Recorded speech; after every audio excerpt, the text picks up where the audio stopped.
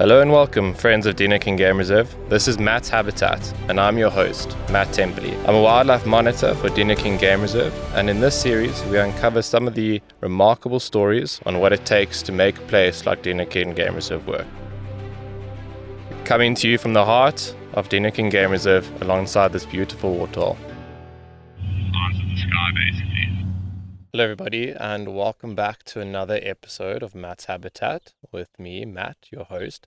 And today we have Arina as our guest. So welcome, Arina. Thank you. Could you tell us quickly just a bit about you? What's your role within Dinokeng? How did you come to be in Dinokeng?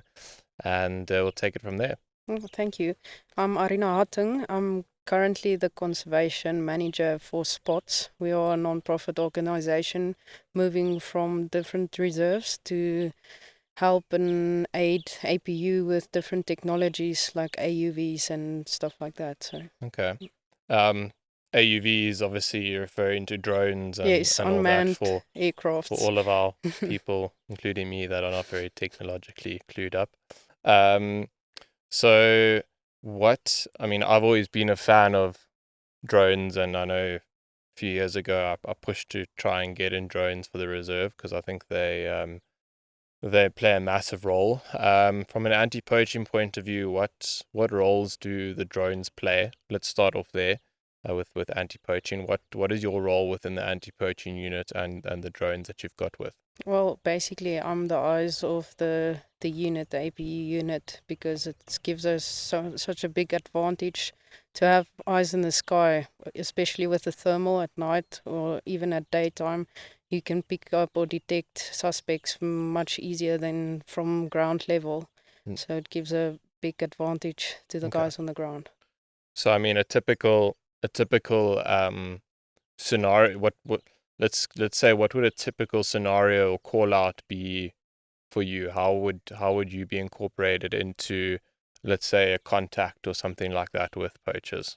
Okay, so usually we detect intruders by early warning systems like camera traps or something, and we all get notified, the APU team, and then we'll respond and I'll launch a drone and pick up the suspects, and then from there we'll coordinate, usually with the APU leader will be close to me, and he'll coordinate the team based on the footage that I get from the drone. Okay. And can you go into a bit more detail? I see we've got a drone in front of us here. Is this the drone that you use for anti-poaching, and what makes it so special? I know you touched on the thermal, which is obviously a massive asset to have. But yeah, and also speaking about that type of drone, what are the costs involved in it? Because obviously, I'm sure this type of technology doesn't come cheap. So if you could explain the type of equipment that you use and also the costs associated with it as well. Okay, so we're using the Mavic 3Ts now for the anti-poaching purposes. Like we said, the thermal gives you a big advantage, and then also the day camera can have 56 magnification. Okay. So that's also a big advantage. And then the battery life is plus minus a half an hour that it can stay in the That's air. quite long. Yes, and then we also have the crop spraying drone. So we use the Agris T40, which is, well, the Mavic T3 that we're using for the anti-poaching is about 120,000 Rand. So it's quite expensive technology, but the force multiplying or multipliers, it's worth it. Yeah, definitely. And I mean, just in the short time that you've been involved and drones have been involved, it's night and day. You know, I remember before drones, we'd have to set up ambushes and lie in the bush for hours and wait. Whereas this, as soon as you got somebody coming in, you can pick it up and you can keep eyes on them. So yes, I think it's especially with the area that you can cover compared to a ranger on foot and and the drone in the air. Yeah. Okay. You touched on the agri drone. I presume you're obviously responsible for that as well. What would you use the agricultural drone for mostly? Well, because Dinokeng's been agricultural land for a long time, there's a lot of alien invasive species on the property, so we need to control that and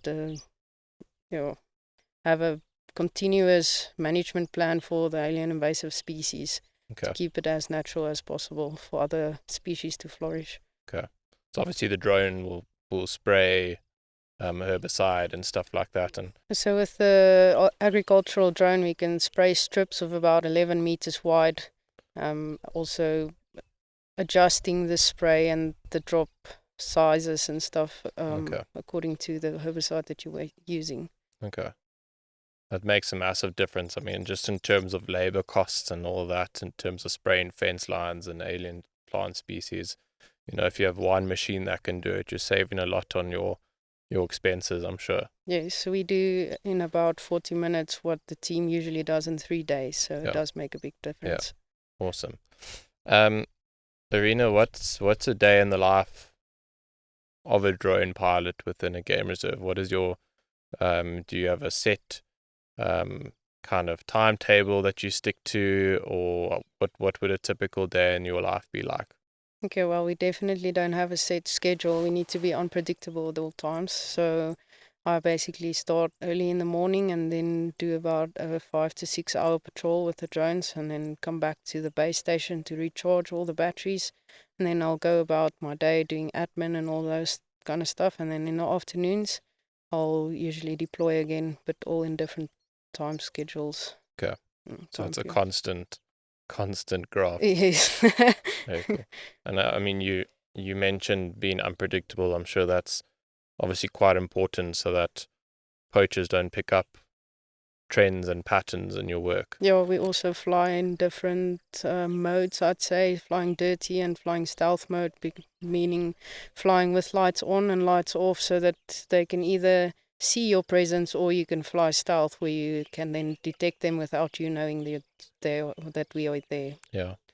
Then obviously, there's drones are quite popular around the world, and there's a lot of people within the drones operation industry, but being an anti-poaching drone pilot is obviously very different, and I think takes a different type of person to be out in this environment hours at a time. It's not particularly for the faint-hearted. Why did you choose to take up drone operations within a game reserve or within an anti-poaching unit? Well, I didn't initially thought that this is what I was going to do with my life, but I went to study nature management. And during my practical year, I got introduced to the anti-poaching side of things. And then I realized that there will always be a need to protect our natural resources and animals. And then I got involved with the drones. And I guess protecting what I love sort of gave me a purpose, and following my passion. Really exciting. Yeah, that's awesome. I just quickly want to touch on Spots since you mentioned it. Obviously, Spots you said is an NPO. How does the system work within the game reserve? How does, I mean, obviously Spots benefits the game reserve, but what's the relationship like between the two organizations? Well, it's purely passion for us. Yeah. So we rely on donations. Okay. Mostly we've got an annual fund that we survive off, like paying my salaries and ongoing costs like servicing the drones and buying new batteries and stuff like that. Yeah. But yeah, we're here for the cause and improving technology to fight poaching. Yeah, that's very cool. Just a couple last questions. What do you enjoy most about working here in Dinokeng? Well, I think it's a great project to work on, and you can also see the results because of it. So it's a great motivator of seeing the progress that we are making and the difference that we are making. Yeah, I'm sure it is very, very noticeable. I mean, since I've been working here as well, the comparison in anti-poaching stats before and after the drone is really interesting. And I mean, in our news magazine, you can see it as well with the statistics from before when the drone started to after the drone started. The amount of animals poached or the amount of incursions, and it's dramatic. So, I think you guys are doing a fantastic job, and I think it's definitely a massive necessity to keep the drone operations going, and long may it last, hopefully. What you've worked in Dinokeng for quite some time now. What as a visitor, what would you want a visitor to know about Dinokeng or learn about Dinokeng?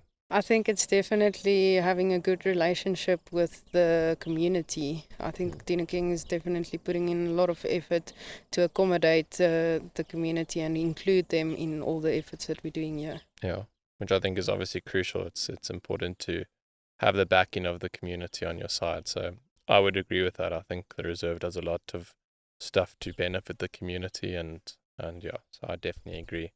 One last question: what is your favorite animal and why? I think of black rhino because I'd say they're completely wild in their own way and do their own thing, but they need to stay in their natural habitat to thrive and Yeah, be really wild like they are. yeah, I agree with you. There are some of my favorite. I think they're epic animals. Very, very cool. Um, Arina, thanks so much for joining us and your input. And yeah, we appreciate all the hard hours and graft that you put in and the anti-poaching team puts in. So thank you for that. And until next time. Thanks so much for having me.